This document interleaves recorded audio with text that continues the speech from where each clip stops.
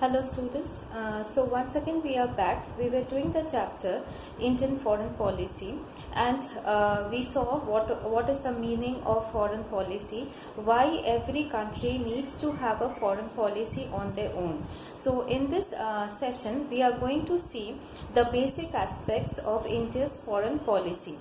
And in this, the first one is the Panchashila principles. Panchashila principles means what? The 5 principles of Indian foreign policy. What are they? We are going to see in this lesson. Though the countries have their own social, economical, political and cultural systems, they have always strived to foster healthy relationship with the other countries. Strive means what? They have always made an effort to build up a healthy relationship with the other countries. Based on the similar lines, in the year 1954, both India and China accepted Panchashila principles to foster their international relationship. Now in Asia, India and China, they are very powerful and they are almost neighbors, and in the year 1954 they decided that they will sign an agreement which is known as the Panchashila agreement, based on which their foreign policy would be taken further or pursued.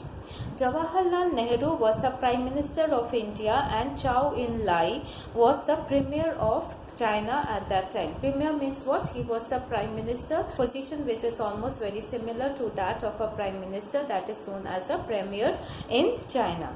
The following are the 5 principles called as the Panchashila principles. So what are the 5 principles we are going to see in this chapter? So the 5 principles were respecting each other's sovereignty and regional interest, respecting each other's independence. Sovereignty means what?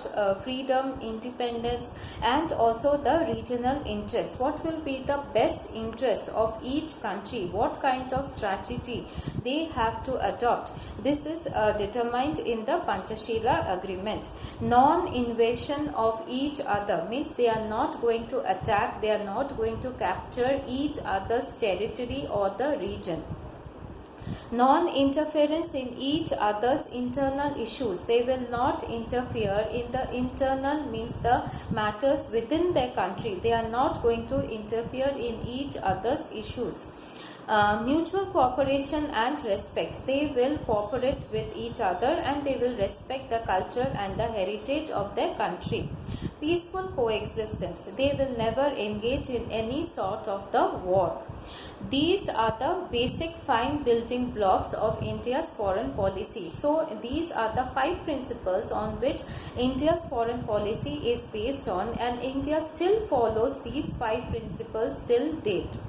Now the second one is, the second aspect of India's foreign policy is non-aligned movement. What do you understand by non-aligned movement? Non-aligned movement is that India will not join any superpower or any superpower camp. After the Second World War, which ended in the year 1945, the entire world was divided into 2 camps. One camp was headed by the USA, that is United States of America, where England, France, Italy, they all joined this camp, and the other camp was headed by USSR, United Soviet Socialist Russia. Okay, so Russia, as you know now, was a very powerful country at that time, and with Russia joined China and many other communist countries.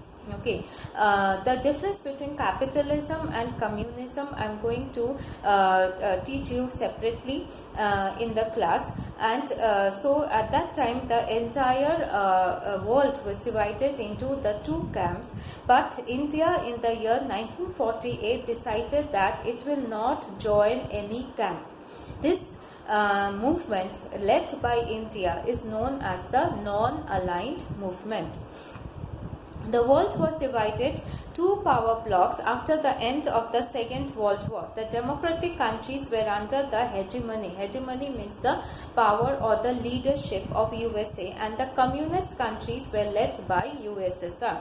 In those days, India followed the policy of being non-aligned to either of these blocks. Means India will not support, India will not join any of these blocks or the groups. It was successful in commanding the faith from both the blocks. So, both the blocks supported India, accepted this stand of India. It secured financial assistance from USA and secured military aid from USSR. So, it got financial help from USA, and it also was successful in getting military help from the USSR. It also dealt every international event independently and welcomed or criticized any issue independently. No one dictated India that you have to do this or you have to act in this way. It decided on its own. The credit of creating an independent policy of being non-aligned and making it part of the foreign policy goes to India. After Nehru, the prime ministers like Lal Bahadur Shastri and Indira Gandhi followed the policy for eye for an eye in the foreign policy. Eye for an eye means that it will very tactfully solve the issues of the foreign policy. If any country is attacking us, India will not step back. It will also attack that country. The wars held in 1965 and 1971 with Pakistan were guided by this policy. So, in 1965 and in 1971 we had war with Pakistan, and India was very tactful and it did not step back. It also attacked Pakistan. Later, the Prime Minister Atal Bihari Vajpayee tried to reform our foreign policy and strive to have better relationship with Pakistan. So, when Atal Bihari Vajpayee became the Prime Minister of India, he made an effort to have a very friendly relationship with Pakistan. The third aspect is anti-imperialism. The foreign policy of India opposes imperialism. Now, what is the meaning of imperialism? Imperialism means India was dominated by the British rule for over 200 years, more than that, right? A foreign country comes to our country and establishes political, military and economic rule, and it is exploiting our country. That is known as an imperialist policy. This policy is known as imperialism. India always opposed the policy of imperialism, which was being followed by many countries at that time. Imperialism is an attempt by a sovereign country to take over another sovereign country. So, like the Britishers did with us, they came to India, they captured India, they settled in India, they established the trade relationship in India, they occupied India, they established the political rule in India. All this is known as the imperialist policy, with the intention of ruling it for its personal gains. So, the Britishers did all these things for their personal interest. It was natural for India, which gained its independence from an imperial country, to oppose such moves of the other country. So, India gained independence from Britain, which was an imperialist country, and it was very natural that India will be opposing or obstructing all these policies of the other nations. No corner of the world shall have imperialism, declared India in the Conference of Asian Countries held in New Delhi and Bandung. So, India was thoroughly against this policy of the imperialism. So, it took an anti-imperialist stand. Anti-apartheid policy. What is apartheid? Apartheid is an attempt by a race or people of a particular skin color to subjugate. Subjugate means what? To dominate another race of the people of the different skin color in the name of supremacy.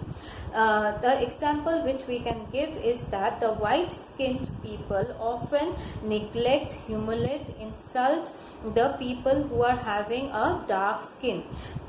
So this is the policy of apartheid.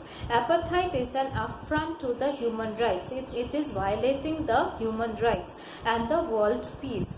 The foreign policy of India declared that no country of the world shall practice this. Till recently, the minority white people were ruling the majority black people in South Africa.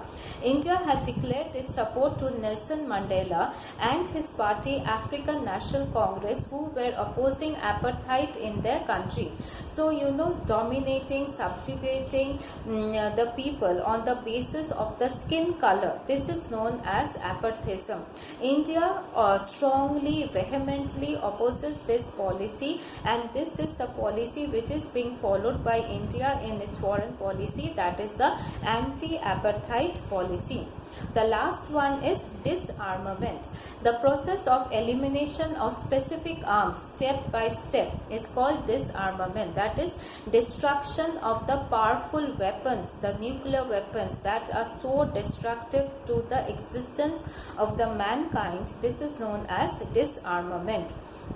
There is an increased competition for the production, sale and collection of the arms in the country. You will see that nowadays, like after the Second World War, there was a huge competition among the countries to acquire, to accumulate, to collect as much as weapons, arms, ammunitions, and keep it safely for its protection and security.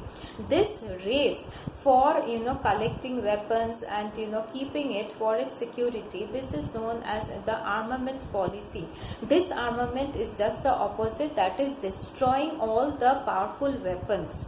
Many of the countries are worried that this massive scale of the arms could lead to the Third World War. Countries with the massive arms may attack another country intentionally or by mistake or by accident, triggering massive devastation. So, a Third World War can eventually result if there is a huge collection of the